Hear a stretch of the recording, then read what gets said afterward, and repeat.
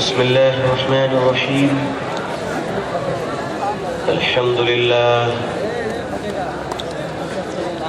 الحمد لله وكفى وسلام على عباده الذين اصطفى. أما بعد، الحمد لله رب العالمين والعاقبة للمتقين، والصلاة على رسوله محمد وعلى آله وأصحابه أجمعين. رب اشرح لي صدري ويسر لي أمري واحلل عقدة من لساني يفقهوا قولي. رب يسر ولا تعسر وتمم بالخير. ربي زدني علما، ربي زدني علما، اللهم ربي زدني علما وألحقني بالصالحين. فأعوذ بالله من الشيطان الرجيم. بسم الله الرحمن الرحيم. كنتم خير أمة أخرجت للناس تأمرون بالمعروف وتنهون عن المنكر وتؤمنون بالله. صدق الله العظيم وصدق رسوله النبي الأمي الكريم. اللهم صل على سيدنا محمد وعطرته بعدد كل معلوم لك. اللهم صل على سيدنا محمد عبدك ورسولك وعلى المؤمنين والمؤمنات وعلى المسلمين والمسلمات. حضرات علماء کرام، بزرگان محترم، نوجوانان اسلام، عزیزان گرامی، سامعین عظام، عمائدین الشہر، پردہ نشی خواتین امت اسلامیہ،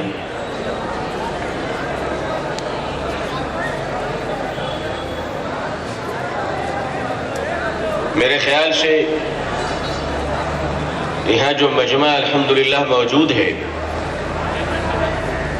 یہ مجمع اپنے دھر کے اوپر ایک سر رکھتا ہے اور سر کے اندر دماغ ضرور رکھتا ہے. اور مجھے لگتا ہے کہ یہ مجمع انشاءاللہ اپنی سہولتوں کے مطابق بیٹھ جائے گا. جو رضاکار حضرات کی آواز آ رہی وہ خاموشی اختیار کر لیں.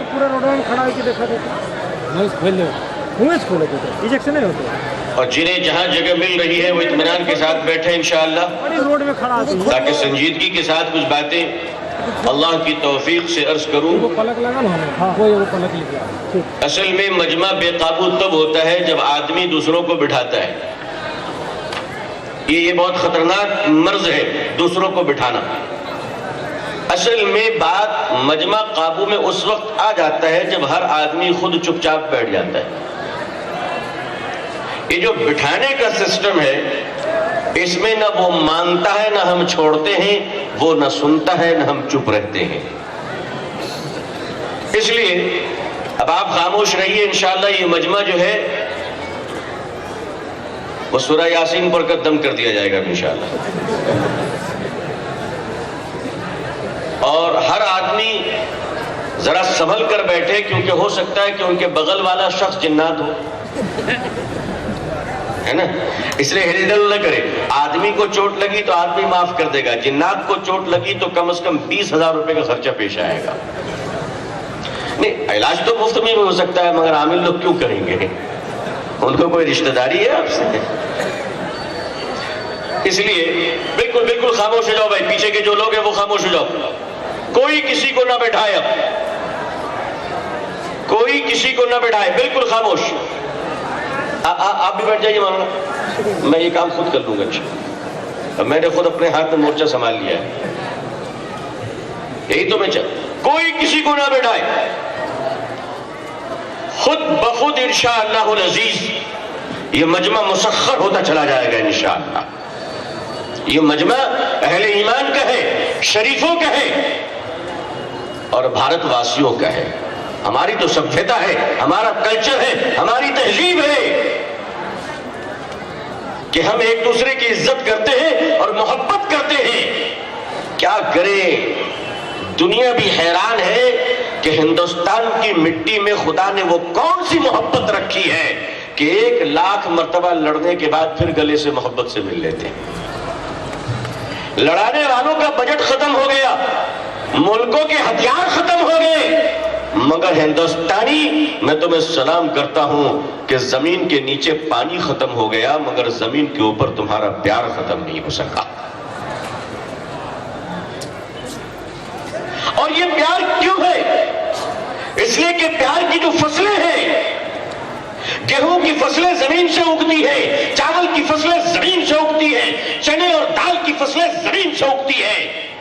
محبت کی فصلیں زمین سے نہیں، آسمان سے اس کے فیصلے اترا کرتے ہیں. جس طرح خدا ہمارا اور تمہارا رب ہے، اسی طرح خدا ہمارے اور تمہارے دلوں کا بھی رب ہے. جب آدمی اپنے دلوں میں نیتوں کو اچھی لے کر بیٹھتا ہے تو آسمانوں سے اچھے فیصلے ہوتے ہیں. اور وہ فیصلوں کی برکت ہے کہ ہندوستان ایک اٹوٹ اور مضبوط ہندوستان ہے اور انشاءاللہ رہے گا. انشاءاللہ رہے گا. کہیے انشاءاللہ. اچھا، جو ہندوستانی وہ انشاءاللہ کہے، پاکستانی بنگلہ دیشی لوگ بالکل نہ کہے. کہیے انشاءاللہ. انشاءاللہ. بھائی گنتی چل رہی ہے، ابھی آپ کی سٹیزن شپ خطرے میں آ جائے گی. سنبھل کے انشاءاللہ بولیے، ناگرکتا خطرے میں آ جائے گی. آپ نے سنا نہیں میں نے کیا کہا؟ جو ہندوستانی وہی کہے، پاکستانی سب چپ رہے. کہو انشاءاللہ. انشاءاللہ. اتنے ہندوستانی ہیں ابھی. ارے بھائی اتنے میں تو گونگا جانور بھی بولنے لگتا ہے. اللہ تعالی ہمارے اس ملک کی، بھارت کی رکشا کرے، ہندوستان کی حفاظت کرے. یہاں رہنے والے دیش واسیوں کی عزت و ابرو، جان و مال اور ہر ایک کا مذہب مسکراتا رہے. کہو انشاءاللہ. انشاءاللہ. آپ سے زیادہ آواز تو تیز ہماری تھی، رانچی تک پہنچ گئی. آپ لوگ کھانا نہیں کھاتے. ارے بھائی گوشت پہ پابندی مہاراشٹرا میں لگی اور آواز یہاں ختم ہو رہی لوگوں کی. آپ لوگ کھانا وغیرہ کھاتے ہی نہیں کھاتے، اور ضرور کباب وغیرہ بھی کھاتے ہی ہوں گے. مسلمان سب چھوڑ سکتا ہے. ایک پٹھان راستے میں جا رہا تھا، ایک مولانا صاحب نے پوچھا، پٹھان صاحب، خان صاحب آپ نماز پڑھتے ہو؟ کہا نہیں، میرے باپ نے ابھی تک شروع نہیں کیا تو میں کہاں سے شروع کروں گا. اچھا. کہا تم نے روزہ رکھا؟ کہا ایسی غریبی تھوڑی نہیں ہے کیا بھوک کے رکھنے کے لیے روزہ رکھے. کہا اچھا. کہا تم نے حج کیا؟ کہا میرا دادا بھی نہیں کیا تو میں کیوں کروں. تو مولانا صاحب نے پوچھا اچھا یہ بتاؤ گوشت کھاتے ہو؟ تو پٹھان نے کہا مولانا صاحب ایک دم ہی کافر سمجھ رکھے ہو ہم کو کیا. اتنا ایمان تو باقی ہے میرا بھائی، اتنا سا ایمان تو باقی ہے. تو بھائی اگر اتنا سا بھی ایمان باقی ہے تو اپنے آپ کو زندہ رکھو. مزمل صاحب حیات بھی ہیں اور جامع حیات بانٹ کر گئے، اور جو بانٹا ہے کم از کم ہمیں وصولنے تو دو بھائی. جیب ان کے حوالے کرو، محبت ہمارے حوالے کرو. عزیزان ملت، سمندر میں 3 طرح کے لوگ جاتے ہیں اور سمندر سے آنے والے 3 طرح کے لوگ ہوتے ہیں. ایک آدمی سمندر میں جاتا ہے اور اس کی گہرائیوں میں ڈوبتا ہے اور اس کے سینے کو چیر کر تہ سے سیپ کو اٹھا کر اسے پھاڑ کر اس کے سینے سے موتی نکال کر لاتا ہے. ایک شخص سمندر کی گہرائیوں میں جا کر موتی نکال کر لاتا ہے. دوسرا شخص سمندر میں جا کر مچھلیاں پکڑ کر لاتا ہے. اور تیسرا شخص سمندر میں جا کر پاؤں دھو کر آ جاتا ہے. مسلمانوں کی بھی یہی کیفیت ہے کہ مسلمان جب قرن اول کے مسلمان، دور اول کے مسلمان جو صحابہ کی جماعت تھی، وہ اس دنیا کے سمندر سے ایمان کے موتی نکال لایا کرتے تھے. آج کا مسلمان اسلام کا نعرہ لگاتا ہے اور پاؤں دھو کر واپس آ جاتا ہے. اسے سمندر کی گہرائی کا اندازہ نہیں ہے، یہ جانتا نہیں کہ ہم کون ہیں۔ سب سے پہلے اس بات کا شکریہ ادا کیجئے اللہ کے سامنے کہ اللہ نے ہم سب کو ایمان کی دولت سے سرفراز کیا، کہیے الحمدللہ۔ اب دوسری بات، شکر ہے اللہ کا کہ اللہ نے ہمیں مسلمان بنا کر بھارت کی دھرتی پہ پیدا کیا، بولو الحمدللہ۔ ہمیں جتنا مسلمان ہونے پر گرو ہے اتنا ہی ہندوستانی ہونے پر بھی گرو ہے۔ ہمارے اکابرین نے انگریزوں سے لڑنے کا جہاد کا فتویٰ ایسے ہی نہیں دیا تھا۔ علماء دیوبند نے پھانسی پہ لٹکنے کو گوارا اس دھرتی کے لیے کیا۔ کچھ تو ہے ہندوستان میں کہ حسین احمد مدنی لڑ رہے ہیں، کچھ تو ہے ہندوستان میں کہ شیخ الہند لڑ رہے ہیں، کچھ تو ہے ہندوستان میں کہ 1,00,000 علماء کو انگریزوں نے مرڈر کیا، گولیاں ماری، پھانسی پہ لٹکایا۔ اے بھارت، تو ہی بتا کہ تیری دھرتی میں اتنا کیا پیار ہے کہ تیرے لال نے تجھے خون سے سبز و شاداب کر دیا۔ آخر علماء کی قربانیاں اتنی ہندوستان کے لیے کیوں ہیں؟ یہ ایک بہت اہم وشے ہے، بڑا اہم موضوع ہے کہ مسلمانوں کے لیے ہندوستان اتنا اہم کیوں ہے، اتنا مہتوپورن کیوں ہے۔ آج آپ کو پتہ ہے ہندوستان میں جو سازشیں چل رہی مسلمانوں کے خلاف، وہ سازش اسی لیے چل رہی ہے کہ مسلمان اس دیش کو اتنا پیار کیوں کرتا ہے۔ اس لیے اس کے پیار کو، اس کی بھکتی کو سوال اٹھا دو، شک کے دائرے میں لے آؤ۔ ہماری محبتوں میں ملاوٹ تم پیدا کرنے کی کوشش کر کر تم مر تو سکتے ہو، مگر خدا کی قسم ہندوستان سے ہماری محبت کبھی کم نہیں ہو سکتی۔ آئیے اسلام اور قرآن و حدیث کی روشنی میں ذرا ہندوستان کی فضیلت کو جانتے ہیں، تاکہ ہمیں پتہ چلے ہم کون ہیں اور کیوں ہیں۔ عزیزان ملت، حضرت ابو ہریرہ رضی اللہ تعالیٰ عنہ کی روایت ہے کہ اللہ کے رسول صلی اللہ علیہ وسلم نے ارشاد فرمایا کہ مجھے ہند کی طرف سے، یعنی ہندوستان کی طرف سے دین کی خوشبو آ رہی ہے۔ کہاں سے دین کی خوشبو آ رہی بھائی؟ کہاں سے آ رہی ہے؟ کس نے بتایا؟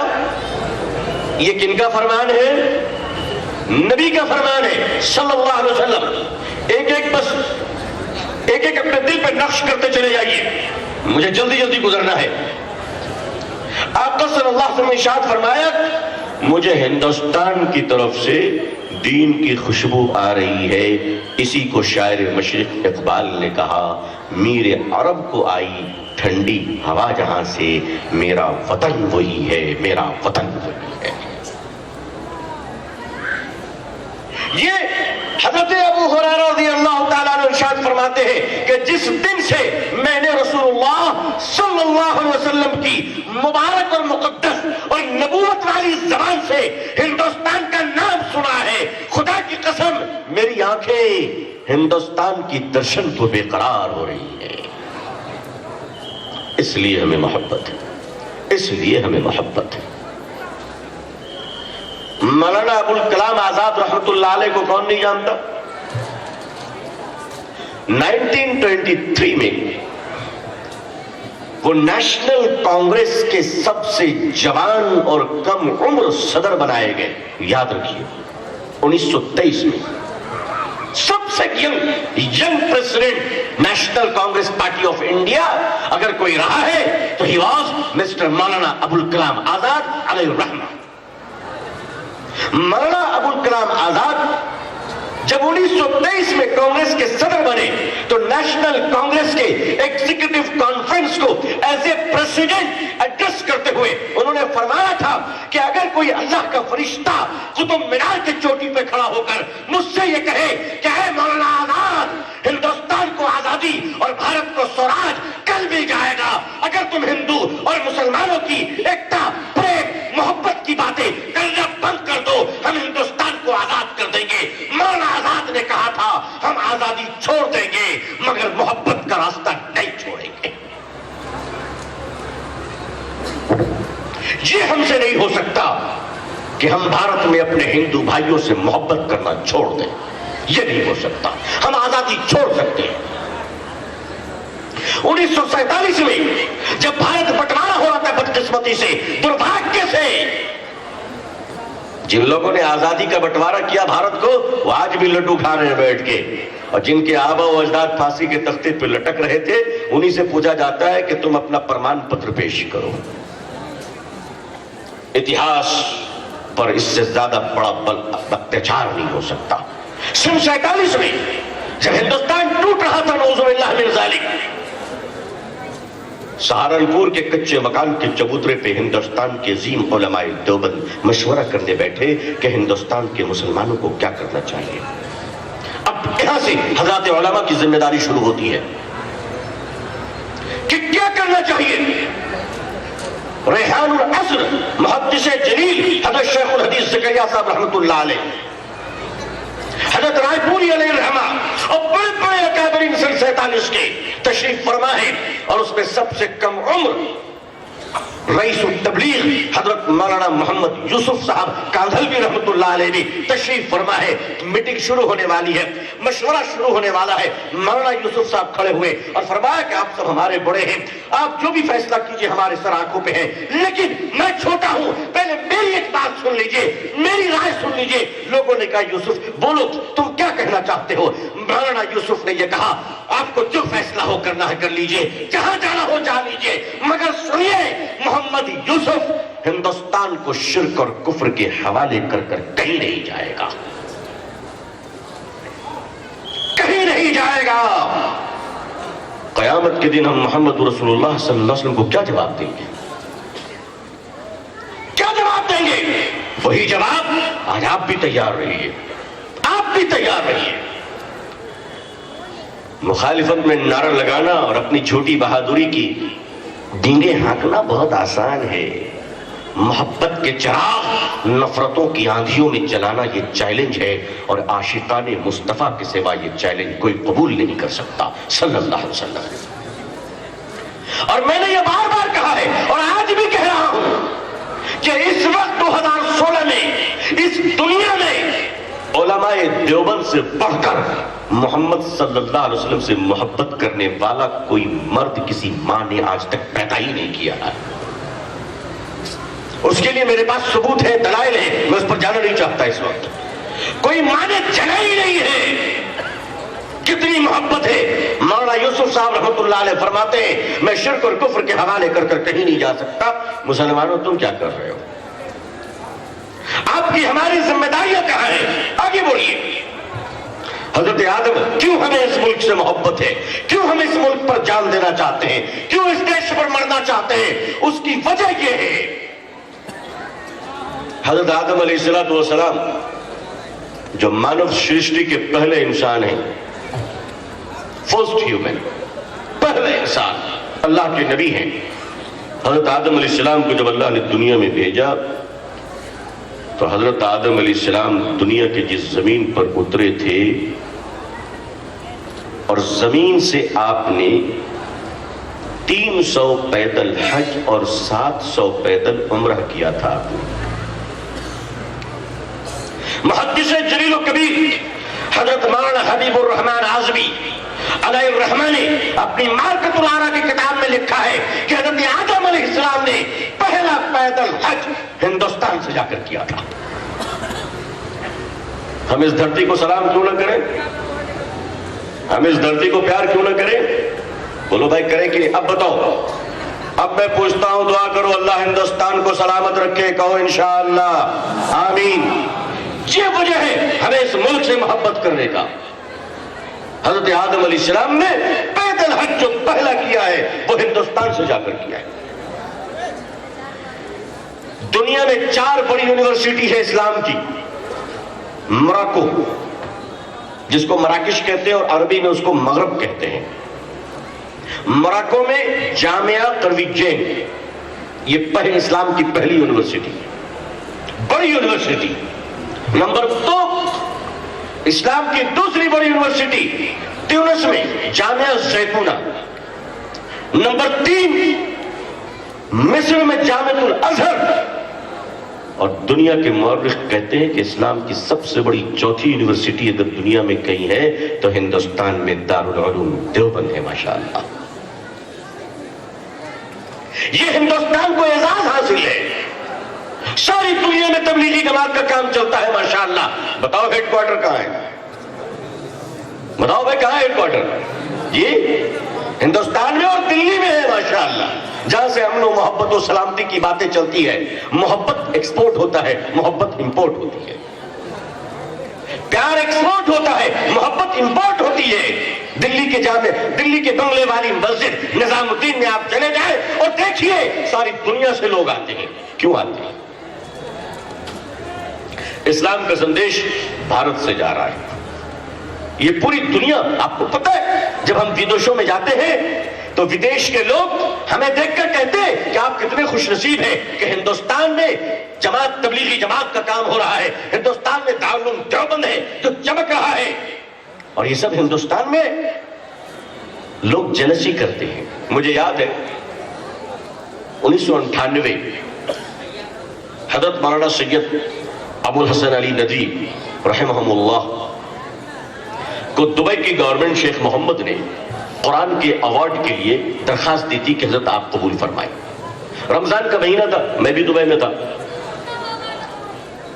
تو چیمبر آف کامرس میں مولانا علی میں ندوی رحمۃ اللہ علیہ کا بیان ہوگا اور وہاں ایوارڈ ریسیو کیے جائیں گے۔ اور پھر دبئی میں ایک مسجد ہے، مسجد الغریر، تو سیکنڈ ڈے جمعہ تھا اور حضرت کا وہاں خطاب ہونا تھا۔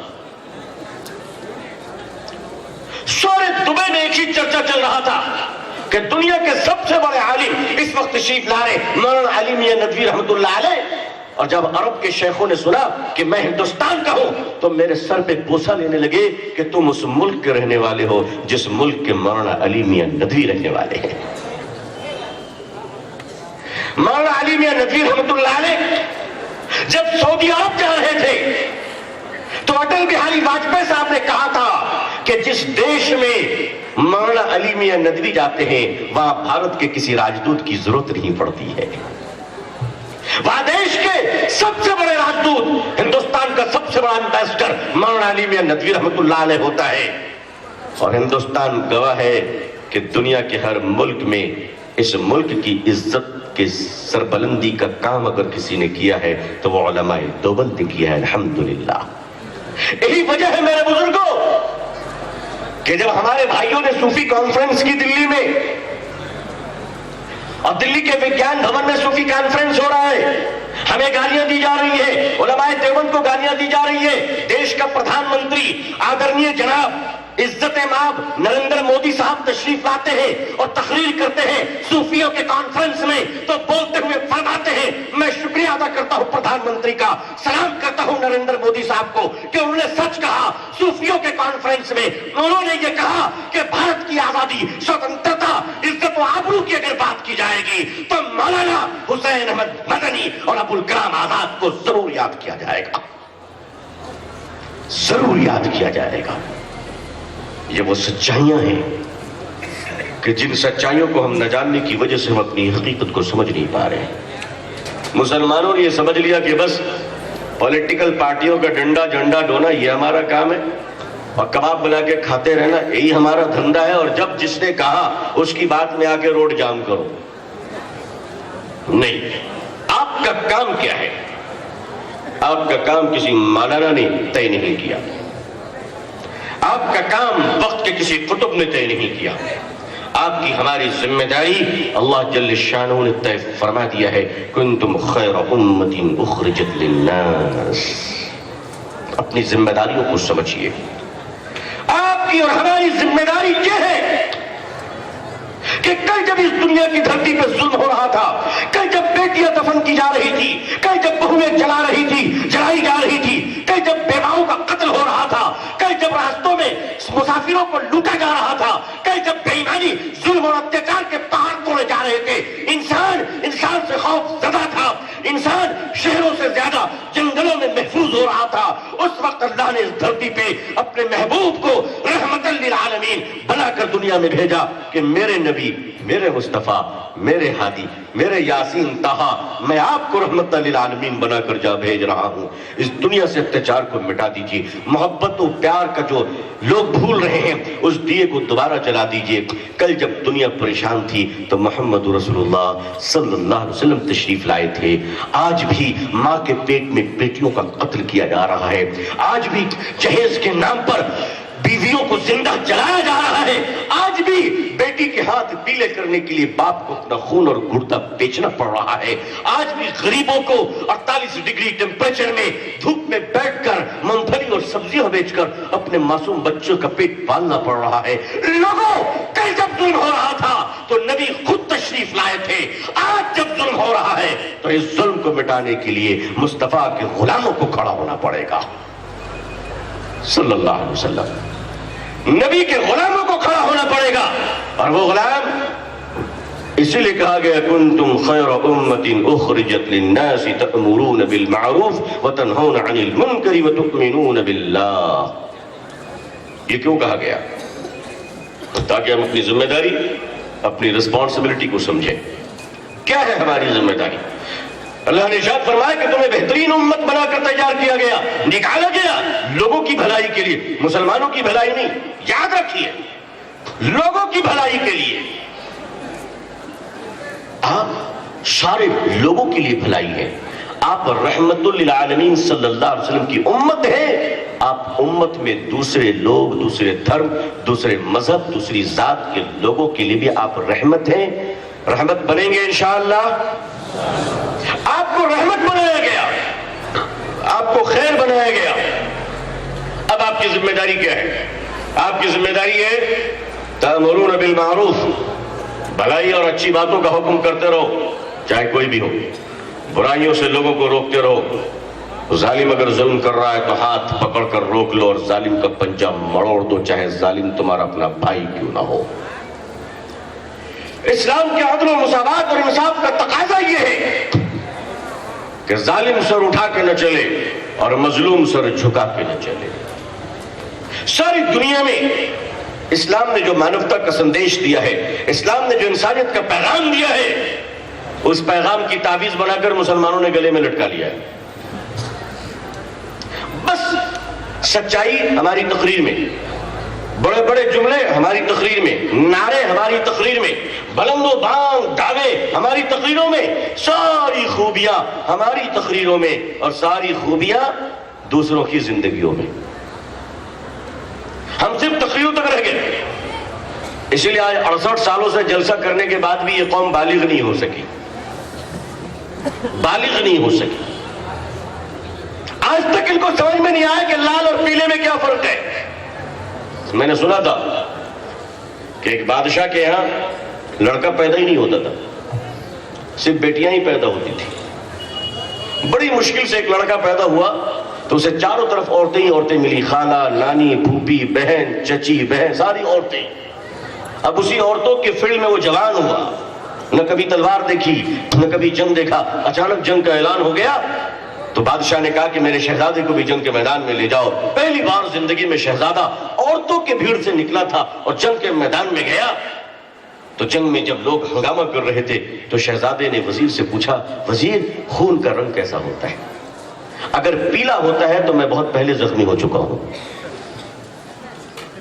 سمجھا آپ نے؟ شہزادے نے کہا اگر خون کا رنگ پیلا ہے تو میں بہت پہلے زخمی ہو چکا ہوں، اب مرنے والا ہوں، کیونکہ مستقل جاری ہے. عزیزان ملت، آج ہماری پوری قوم، پوری ملت اسلامیہ ایک اینتھیسیا جس کو تھترا کہتے ہیں، بس اس میں مبتلا ہے کہ کچھ بھی کر دو. ان کے اندر بیداری کی جوئی نہیں رینگتی. آپ کو قسم کھا کے اٹھنا پڑے گا کہ خود کو تبدیل کیجئے. اگر عزت کے ساتھ خود کو تبدیل نہیں کیا تو ڈنڈا کھا کر خود کو تبدیل کرنا پڑے گا. مگر یہ امت ضائع نہیں ہو سکتی انشاءاللہ. یہ امت ضائع نہیں ہو سکتی انشاءاللہ. نبی رحمت للعالمین صلی اللہ علیہ وسلم کی جوتیوں کا صدقہ ہے کہ ہم جی رہے ہیں، ورنہ ہمارے لچھن ایسے نہیں ہے کہ ہم 2-4 گھنٹے بھی سروائیو کر سکیں. حضرت امیر معاویہ رضی اللہ تعالیٰ عنہ راستے سے تشریف لے جا رہے تھے، ٹھوکر لگی، دانت شہید ہو گیا، دانت ٹوٹ گیا. حضرت امیر معاویہ نے فرمایا پانی لو، وضو بناؤں گا. فوراً وضو بنایا، کہا مصلی بچھاؤ. کہا کیوں؟ کہا 2 رکعت صلاۃ الشکر ادا کرو. کہا حضرت امیر معاویہ دانت ٹوٹا ہے، صلاۃ الشکر پڑھیے گا. حضرت امیر معاویہ نے فرمایا ہاں میں اپنے رب کا شکر ادا کروں کہ میں اتنا گنہگار ہوں کہ میرا تو سر پھوٹ جانا چاہیے تھا، اللہ نے مجھے بچا کر میرے دانت ہی توڑ کر مجھے بخش دیا. مسلمانوں، چھوٹی مصیبت پر صبر کر اللہ سے دعا کرو کہ بڑی مصیبتوں کا دروازہ بند ہو جائے. مگر مسلمانوں کو شکایتوں سے فرصت ملے تب تو صرف شکایت. ایک بزرگ راستے سے جا رہے تھے، چپل ٹوٹ گئی، زبان سے شکایت کے الفاظ نکل گئے کہ اللہ چپل ٹوٹ گئی، میں آپ کے راستے میں جا رہا ہوں، چپل ٹوٹ گئی میری، اب کیا کروں گا. اللہ تعالیٰ کو یہ بات ناگوار گزری اور اصلاح کے فیصلے فرمایا. جب وہ آگے گئے تو کیا دیکھتے ہیں کہ ایک اللہ کا ولی ایسا بھی بیٹھا ہوا ہے جو آنکھوں سے اندھا ہے، کانوں سے بہرا ہے، زبان میں زخم ہے، ہاتھ سے لولا لگ رہا ہے، کوڑی پڑ گیا ہے، کیڑے پڑے ہوئے ہیں، کچھ نہیں کر پا رہا، نہ خود سے کھا پاتا ہے، نہ چل پاتا ہے، نہ جاگ پاتا ہے، نہ سو پاتا ہے، جینا مشکل ہے. مگر وہ بیٹھے ہوئے اس کی زبان سے ایک جملہ نکل رہا ہے. کان لگا کر سنا تو آواز آ رہی تھی، یا ربی لک الحمد ولک الشکر. اے اللہ ساری تعریفیں تیری، ہر حال میں تیرا شکر ہے، ہر حال میں تیرا شکر ہے. اب جو ان کی چپل ٹوٹی تھی، ان کے تو بلڈنگ شیک ہو گئے. انہوں نے پوچھا کان میں جا کے کہ بھائی تو کس بات کا شکریہ ادا کر رہا ہے؟ تیرے جسم کا کوئی کل پرزہ درست نہیں اور شکریہ ادا کر رہا ہے؟ اس بزرگ نے کہا میں اس بات کا شکریہ ادا کر رہا ہوں کہ وہ کتنا اچھا کریم رب ہے میرا، جس نے مجھے بیماری میں ڈبو کر رکھا ہے، گناہوں میں ڈال کر نہیں رکھا ہے. اگر وہ چاہتا تو ہمیں گناہوں میں ڈال کر رکھ دیتا، اگر وہ چاہتا تو ہمیں برباد کر دیتا، دولت دے کر عیاش بنا دیتا، مال دے کر نائٹ کلبوں میں بھیج دیتا. کیا اس کا کرم نہیں کہ اس نے دولت دے کر حج کی کرا کر ہمیں اپنے گھر میں بلا لیا؟ کیا اس کا کرم نہیں کہ اس نے میرے مال کو اپنے راستے میں قبول فرما لیا؟ ورنہ وہ چاہتا تو ٹھکرا دیتا، اور جس کے مال کو اللہ ٹھکرا دیتے ہیں اس کی اولادیں نائٹ کلبوں میں اور جوئے کے اڈوں میں اس کے مال کو اڑایا کرتی ہے. عزیزان ملت، ایک تو صبر و شکر پیدا کیجیے اپنے اندر. کوئی شکایت نہیں، کسی سے کوئی شکایت نہیں. اگر شکایت ہے کسی سے تو اپنی بدعمالی سے شکایت کرنا سیکھیے، اپنے کیریکٹر سے شکایت کیجیے. نہ بیوی سے شکایت، نہ بچوں سے شکایت، نہ سرکار سے شکایت، نہ حکومت سے شکایت، نہ ایم ایل اے سے شکایت، نہ ایم پی سے شکایت. کسی سے کوئی شکایت نہیں. شکایت ہمارے اپنے بدعمالی سے ہے کہ ہمارے اعمال اچھے ہوتے تو اللہ کی رحمت کے فیصلے ہمارے حق میں ہوتے. ایک بزرگ بازار میں ٹہل رہے تھے، نواب صاحب کی نگاہ پڑی. اس نے کہا حضرت آپ بازار میں کیا کر رہے ہیں؟ فرمایا کہ اللہ اور بندوں میں کمپرومائز کروا رہا ہوں، جھگڑا ہو گیا ہے. کہ اللہ اور بندوں میں ٹینشن چل رہی تو دونوں کو ملا رہا ہوں. نواب صاحب کو مذاق سوجی، کہا کہ کچھ کام بنا؟ تو بزرگ نے فرمایا کہ اللہ تو مان رہا ہے، بندے نہیں مان رہے. فرمایا اللہ تو مان رہا ہے، بندے نہیں مان رہے. اللہ کہہ رہا ہے میرا بندہ اگر آپ نے مجھ سے ایک بار معافی مانگ لے، اپنی عزت و جلال کی قسم میں اپنے بندوں کو معاف کر دوں گا. مگر یہ بندہ ہے دیسی بدیسی دونوں لے کے بیٹھا ہوا ہے. اس کی انگڑائی، اس کی ایٹھن، اس کی چودراہٹ جانے رہی ہے. اذان ہو رہی ہے مگر یہ چائے کی چسکی لے رہا ہے. اذان ہو رہی ہے مگر یہ کیرم بورڈ کھیل رہا ہے. اذان ہو رہی ہے مگر یہ ٹی وی دیکھ رہا ہے. اذان ہو رہی ہے مگر یہ میچ دیکھ رہا ہے. اللہ کی طرف جانے کو تیار نہیں. تھوڑے دنوں کے بعد نواب صاحب کوئی جنازہ دفن کرنے کے لیے قبرستان پہنچے، دیکھا کہ وہاں بھی بزرگ ٹہل رہے ہیں قبرستان میں. پوچھا حضرت یہاں کیا کر رہے ہیں؟ کہا وہی پرانا کام، پرانا دھندا. کہا کیا؟ کہا وہ اللہ اور بندوں میں کمپرومائز کروا رہا ہوں. کہا یہاں کچھ ہوا؟ کہا یہاں بندے مان رہے ہیں، خدا نہیں مان رہا ہے. کہا یہاں بندے تو مان رہے ہیں مگر خدا نہیں مان رہا ہے. میرے بزرگوں، جب تک سانس چل رہی ہے اپنے مالک کو منا لو. سانس بند ہونے کے بعد اس کی مرضی مانے یا نہ مانے، مرضی تو آج بھی اس کی ہے مگر اس کی رحمتوں سے امید ہے ہمیں. عزیزان ملت، جب آدمی اپنی ذمہ داری پوری نہیں کرتا، جب آدمی اپنی ڈیوٹی پوری نہیں کرتا تو اس کی پکڑ ہوتی ہے اور اس کو سزا ملتی ہے. مسلمانوں کی ڈیوٹی ہے بھلائی کا حکم کرنا، برائیوں سے روکنا. مسلمانوں نے اپنے اس ڈیوٹی کو پورا نہیں کیا، اس لیے مسلمان آج پوری دنیا میں سسپینڈ کمیونٹی ہے. سسپینڈ کمیونٹی سمجھتے ہیں آپ؟ معطل کی گئی کمیونٹی جس کو عزت نہیں ملتی. مثلا اگر ایک تھانہ کے دروغہ جی وردی پہن کر نگری میں آ جائے تو شریف لوگ بھی اٹھ کے کھڑے ہو جاتے ہیں. ارے دروغہ جی خیریت, آئیے بیٹھی چائے پیجیے. کیوں؟ وردی میں, یونیفارم میں. ہوتا ہے کہ نہیں ہوتا ہے؟ بولو تو. ارے بیٹھی بیٹھی, کیا بات ہے ایس پی صاحب, کیا بات ہے. مگر وہی دروغہ جی بغیر یونیفارم کے اگر بازاروں میں ٹہلے تو چائے والا بھی بیٹھنے نہیں بولے گا اگر نہیں پہچانے, کیونکہ پہچانتا نہیں ہے. لیکن ذرا غور کیجئے, ایک ایس پی صاحب یونیفارم میں آئے, سارا محلہ کھڑا ہو گیا, تھانہ سیلوٹ کر رہا ہے, لوگ عزت سے باتیں کر رہے ہیں, میڈیا کے لوگ سر جھکا کر کھڑے ہیں کہ ایس پی صاحب ہے. دوسرے دن اخبار میں آپ نے پڑھا کہ وہی ایس پی صاحب رشوت لینے کے جرم میں گرفتار کر لیا گیا اور سسپینڈ کر دیے گئے. گھر سے نکلے گا کبھی؟ شادی بیاہ کی پارٹی میں جائے گا وہ؟ دوبارہ کسی کلب میں جائے گا؟ اس کے بچے اسکول جائیں گے تو کتنے ذلیل ہوتے ہیں بیچارے, بتائیے. اس امت کو اللہ نے جو مقام دیا وہ مقام اس لیے دیا کہ یہ امت اپنے نبی کی وارث ہے. کنتم خیر امت اخرجت للناس. جب امت نے اپنا فرض پورا کیا, جب امت نے اپنا کام پورا کیا, جب امت نے اس امانت کو پورا کیا اور لوگوں کو بھلائی کی طرف بلایا, مگر اس سے بڑی بدقسمتی کیا ہوگی کہ ہمارے دیش کے ہمارے اپنے ہندو بھائی 33 کروڑ خداؤں کو مانتے ہیں اور مسلمان ان کے سامنے اپنے ایک خدا کا تعارف نہیں کرا سکا. آج تک بتا نہیں سکا کہ ہمارا ایک خدا کیسا ہے. آج تک مسلمان ہمارے ہندو بھائیوں کو بتا نہیں سکا کہ ہمارا ایک خدا وہی ہے جسے رگ وید میں, اجر وید میں, اتھر وید میں, شام وید میں, مہابھارت میں, رامائن میں, والمیکی اور تلسی داس میں, گایتری منتر میں, ایکم برہما دیتیو ناستک میں جسے نراکار کہا گیا. وہی نراکار, ایک ہی پرمیشور, ایک وہ اللہ ہے, وہ عظیم جس نے ہمیں اور تمہیں پیدا کیا. ہم اور تم ایک ہی ہیں, ایک ہی ماں باپ کے سنتان ہیں. یہی وجہ ہے کہ ہم پرشوتم رام جی کے خلاف نہیں بولتے, شری کرشن جی کے خلاف نہیں بولتے, شری ارجن جی کے خلاف نہیں بولتے. اس لیے نہیں بولتے کہ ہم جانتے ہیں کہ 1,24,000 میں ہمیں کیا پتا کون پیغمبر تھا, وہ اللہ ہی جانے, اللہ ہی جانے. اس لیے ہم آدر و سمان کرتے ہیں. مگر مسلمانوں نے اپنے اس کام کو نہیں بڑھایا. کاروبار ہم کرتے ہیں اپنے ہندو بھائیوں کے ساتھ, شادی بیاہ میں شامل ہوتے ہیں ہم ان کے, سب کچھ کرتے ہیں, مگر سچ ہم نے ان کو نہیں بتایا, قرآن نہیں بتایا. مسلمانوں, اسلام تمہاری ہماری جاگیر ہے, قرآن ہماری تمہاری جاگیر ہے نہیں. رسول اللہ صلی اللہ علیہ وسلم جتنے مسلمانوں کے ہیں اتنے ہندو بھائیوں کے لیے بھی ہیں. قرآن جتنا مسلمانوں کے لیے ہے اتنا دوسروں کے لیے بھی ہے. مگر ہم نے اپنی اس ذمہ داری کو پورا نہیں کیا, جس کی وجہ سے ہندوستان میں نفرتیں پھیل رہی ہیں.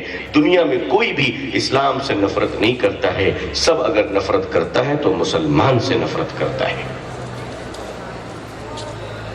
اور مسلمانوں نے اپنی اس عظیم ذمہ داری کو نہ نبھا کر وہ جرم عظیم کیا, ورنہ کوئی وجہ نظر نہیں آتی, کوئی وجہ نظر نہیں آتی. یہ صوفی اور سنتوں کی دھرتی, حضرت خواجہ معین الدین چشتی رحمۃ اللہ علیہ کی زمین, حضرت نظام الدین اولیاء رحمۃ اللہ علیہ کی زمین, خواجہ قطب الدین بختیار کاکی رحمۃ اللہ علیہ کی زمین, حضرت چراغ دہلوی رحمۃ اللہ علیہ کی زمین, بابا علاء الدین ثابت کلیری رحمۃ اللہ علیہ کی زمین, حضرت یحییٰ منیری علیہ الرحمہ کی سرزمین.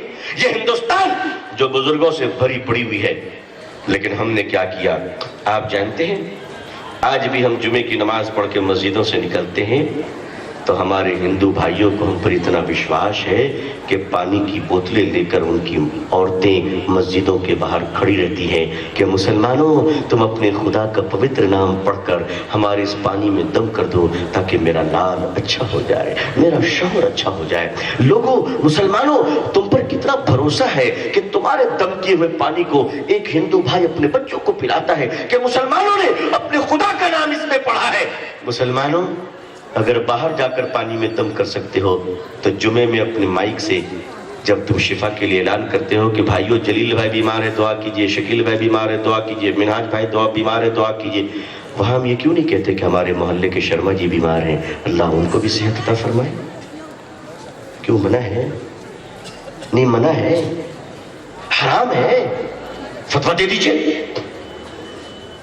میں غلط کہہ رہا ہوں. کیا ہو گیا ہمارے اخلاق کو؟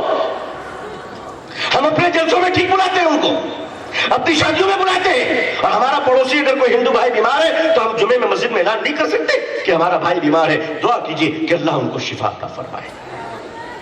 کبھی ہوا کہ ہمارے جماعت کے بھائی گشت میں نکلتے ہیں، اپنا بھائی بیمار ہو جائے تو 3 بار جاتے ہیں، کبھی ان کے گھر بھی تو چلے جایا کرو، سنا ہے کہ پانڈے جی بیمار ہیں، سنا ہے کہ مہتو جی بیمار ہیں. کیسے ہے ذرا دیکھ لوں. میرے نبی نے آیات سکھائی، مسلمانوں تم نے اس سنت کو چھوڑا ہے جس کی وجہ سے ذلیل ہو رہے ہو. کیوں مولانا صاحب؟ کبھی حضرت لوگوں کو بھی چلے جانا چاہیے اپنا بیگ لے کر گھومتے ٹہلتے ہوئے. ارے 2-3 بار جائیے گا تو چوتھی بار چندہ بھی مل جائے گا انشاءاللہ. ایسی بات نہیں، چندہ ہی مقصد ہے تو وہ بھی مل جائے گا. لیکن عزیزان ملت، محبت کے راستے ہم نے بند کیے، محبت کے راستے ہم نے بند کیے. آقا صلی اللہ علیہ وسلم نے ہمیں جو محبت کا راستہ دیا، ہم نے اس کو تالا لگا دیا. ہمارا پڑوسی بیمار رہتا ہے اور ہمیں پتہ نہیں چلتا. راستے سے ایمبولینس جا رہا ہو، ایمبولینس جا رہی ہے، اس میں کوئی بھی مریض ہو، کوئی بھی پیشنٹ ہو، مگر ہے تو اللہ کی مخلوق، ہے تو اللہ کا بندہ. اور ایک بار دعا کرو کہ اللہ اس ایمبولینس میں جو بھی بیمار جا رہا ہے اس کو شفا عطا فرمائے. اس پر آپ کو نیکی ملے گی انشاءاللہ. میرے آقا صلی اللہ علیہ وسلم تشریف فرما ہے. حضرت بلال رضی اللہ تعالیٰ عنہ ایک لڑکی کو لے کر آئے. حضرت بلال اپنے اخلاق کو بلند کیجئے، اخلاق کے بغیر آپ دنیا کی تاریخ نہیں بدل سکتے. سن لیجئے، چاہے آپ جتنے پاورفل ہو جائیں، آپ کی بلڈنگیں چاہے جتنی بن جائیں، آپ کی بلڈنگ، آپ کی حکومت، آپ کی سلطنت، آپ کی دولت، عزت کی 1% ضمانت نہیں ہے.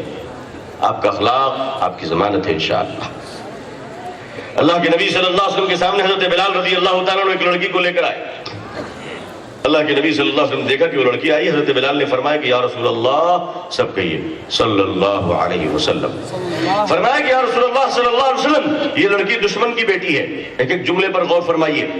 فرمایا کہ یا رسول اللہ صلی اللہ علیہ وسلم، یہ لڑکی دشمن کی بیٹی ہے، جنگ کے میدان سے گرفتار ہو کر آئی ہے. اللہ کے نبی نے دیکھا کہ وہ بیٹی جنگ کے میدان سے آئی ہے تو کپڑے بھی اس کے سینے پھٹ گئے ہیں، دشمن کی بیٹی ہے. میرے آقا صلی اللہ علیہ وسلم نے اپنی مبارک چادر کو اتاری. فرمایا بلال، اس بیٹی کے جسم پر رکھ دو. حضرت بلال نے کہا یا رسول اللہ صلی اللہ علیہ وسلم، آپ کی چادر پوتر ہے اور یہ لڑکی دشمن کی بیٹی ہے. فرمایا اے اللہ کے رسول صلی اللہ علیہ وسلم، یہ لڑکی مسلمان نہیں ہے، آپ کی چادر میں اس کو کیسے دے سکتا ہوں؟ میرے رسول نے کہا بلال، بیٹی بیٹی ہوتی ہے چاہے کسی کی بھی ہو، چاہے کسی کی بھی ہو. فرمایا بیٹی بیٹی ہوتی ہے چاہے کسی کی بھی ہو، ہندو کی ہو یا مسلمان کی ہو، بیٹی سب کی بیٹی ہے، سب کی بیٹی ہے. مگر آج ہمارا پورا سماج ایسا بے شرم ہو گیا ہے کہ کسی کی بھی بیٹی ہو عزت خطرے میں پڑ جاتی ہے. میں نے اخبار میں پڑھا ایک خاتون کو ایک کالج کے پاس ہاتھ کاٹ کر اس کا قتل کر دیا گیا. ایک بچے کی ماں ہو. انسان کتنا ظالم بن گیا ہے، انسان کتنا ظالم بن گیا ہے. 100 روپے کے لیے انسان کا قتل ہو رہا ہے. پر میں آپ کو سچ کہوں، مجھے معاف کر دیجئے گا، یہ جو سوشل میڈیا ہے، واٹس ایپ، فیس بک، ٹویٹر، اس سوشل میڈیا نے ہم لوگوں کو بے شرم، بے حیا اور بے غیرت بنا کر چھوڑ دیا ہے. ہم نے ابھی پڑھا، آپ لوگوں کو پتا ہوگا، 2.5-3 ماہ پہلے، نہیں 2 ماہ پہلے کا واقعہ ہے بنگلور کا. بنگلور میں ایک بہت اہم سڑک ہے. اس سڑک میں ایک 22 سال کا نوجوان اپنے بائک میں جا رہا تھا. ٹرک نے مارا اور مارنے کے بعد ٹرک اس کی پسلی کے اوپر سے گزر گیا. 2 حصہ ہو گیا اس کا. وہ تڑپ رہا ہے مگر زندہ ہے. خدا کی مرضی کہ وہ زندہ ہے. آپ لوگوں نے پڑھا ہوگا، اخبار میں بڑا مشہور واقعہ ہوا. وہ بلا رہا ہے لوگوں، آؤ مجھے ڈاکٹر کے پاس لے جاؤ، میں بچ سکتا ہوں، میں بچ سکتا ہوں. 45 لوگ کھڑے ہوئے تھے، سب اپنے موبائل کا ویڈیو کیمرہ آن کیے ہوئے تھے کہ یہ کسی ماں کا لال کیسے تڑپ تڑپ کر مر رہا ہے، ذرا اس کو ویڈیو تو بنا لوں، شاید دوبارہ مرنے کا سن نہیں ملے گا. یہ اس سماج کا حال ہے، چاہے سماج مسلمان ہو یا ہندو ہو، مگر سب کے سب بے غیرت اور بے حیا بن چکے ہیں. میرے بھائیوں مجھے معاف کر دینا. وہ تڑپتا رہا، ماں کا لال تڑپ کر مر گیا، مگر اس مجمع میں کوئی اس کو ہاسپٹل نہیں لے گیا. ہاں، اس کی ویڈیو کلپ 2-3 منٹوں میں پورے شہر ضرور آ گئی کہ ایک نوجوان کیسے تڑپ تڑپ کر مر رہا ہے. پہلے آج لوگوں میں، بزرگوں اور بھائیوں، یہ دنیا عقل مندوں سے بھرتی جا رہی ہے، درد مندوں سے خالی ہوتی جا رہی ہے.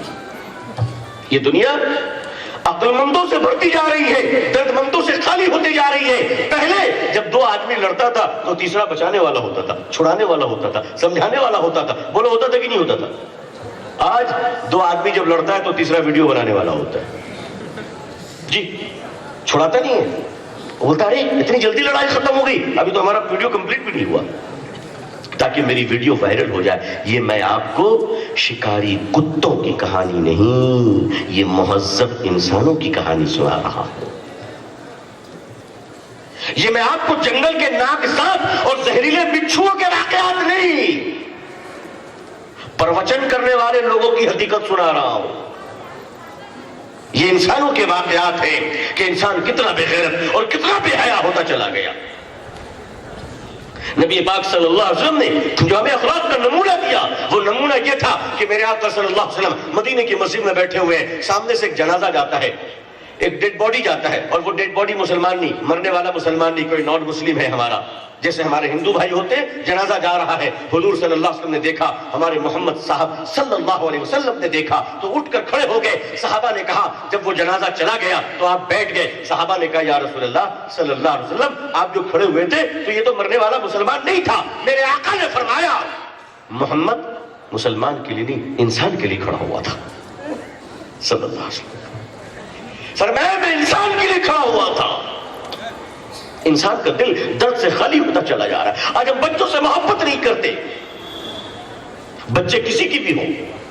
دلی کی سڑک میں ایک 6 سال کی گڑیا جیسی بیٹی کسی کی بھی ہو, مارواڑی بھائی کی ہو, گجراتی بھائی کی ہو, ایک 6 سال کی گڑیا جیسی بیٹی اسکول جا رہی تھی, اسکول بس سے نیچے گر گئی, نیچے گر گئی, سر پھٹا, خون بہ رہا تھا. بچی آواز دے رہی تھی, میری امی کو بلا دو, میری امی کو بلا دو. اور دلی میں لوگ کھڑے ہو کر ویڈیو بنا رہے تھے, ویڈیو بنا رہے تھے. میرے بزرگوں, مجھے شرم ہے کہ میں ایسے سماج میں رہتا ہوں. مجھے اگر ہندوستانی ہونے پر گرو ہے تو مجھے ایسے سماج میں رہنے پہ شرم بھی ہے. میرے آقا صلی اللہ علیہ وسلم مسجد میں بیٹھے ہوئے ہیں. ایک صحابی روتے بلکتے ہوئے آئے, اور روتے بلکتے ہوئے آ کر انہوں نے فرمایا کہ یا رسول اللہ صلی اللہ علیہ وسلم, دعا کر دیجئے, 2 دن سے میرا بیٹا غائب ہے, 2 دن سے میرا بچہ غائب ہے, میرا نیکی بیٹا ہے, میرے گھر میں ماتم ہے, میری بیوی کا رو رو کر برا حال ہے, 2 دن سے گھر میں کسی نے کھانا نہیں کھایا. یا رسول اللہ صلی اللہ علیہ وسلم, میرے لال کو دیکھے بغیر نیند نہیں آ رہی ہے, چھوٹا بیٹا ہے, بہت یاد آ رہی ہے, دعا کر دیجئے میرا بیٹا کہیں بھی مجھے مل جائے. اللہ کے نبی صلی اللہ علیہ وسلم نے باپ کی محبت کو دیکھا تو آنکھیں بھر گئی. آپ ہاتھ اٹھا رہے تھے دعا کے لیے کہ دور سے ایک صحابی نے ارشاد فرمایا, یا رسول اللہ صلی اللہ علیہ وسلم, میں نے ان کے بیٹے کو مدینے کے فلانے محلے کے کھجور کے باغ میں محلے کے بچوں کے ساتھ ابھی ابھی کھیلتے ہوئے دیکھا ہے. اتنا سننا تھا کہ وہ باپ تو جیسے لاٹری نکل آئی ہے, بھاگا. اس باپ کو تو اپنے بیٹے کا پتہ مل گیا, لیکن پوری امت کا باپ بیٹھا ہوا ہے صلی اللہ علیہ وسلم. میرے رسول نے فرمایا صلی اللہ علیہ وسلم, بلاؤ اس کو, جلدی بلاؤ, جلدی بلاؤ. صحابہ نے آواز دی, ہاں. وہ دوڑے ہوئے آئے. حضور نے پوچھا صلی اللہ علیہ وسلم, کہاں جا رہے ہو؟ کہا حضور آپ کی برکت سے بیٹے کا پتہ مل گیا, بیٹے کو بلانے جا رہا ہوں تاکہ اٹھا کر اس کی ماں کی گود میں رکھ دوں, اس کی ماں کی پیاسی آنکھوں کو تھوڑی راحت مل جائے. اب میرے آقا نے کیا فرمایا وہ سنو صلی اللہ علیہ وسلم. میرے آقا نے ارشاد فرمایا کہ جب تم قریب جانا اور بیٹا نظر آئے تو بیٹے کو بیٹا کہہ کر مت پکارنا. تربیت دیکھیے اسلام کی. فرمایا بیٹا کو بیٹا کہہ کر مت پکارنا. صحابی رونے لگے, یا رسول اللہ صلی اللہ علیہ وسلم, اپنے بیٹے کو بیٹا کہہ کر نہ پکاروں تو کیا کہہ کر پکاروں؟ میرے آقا نے فرمایا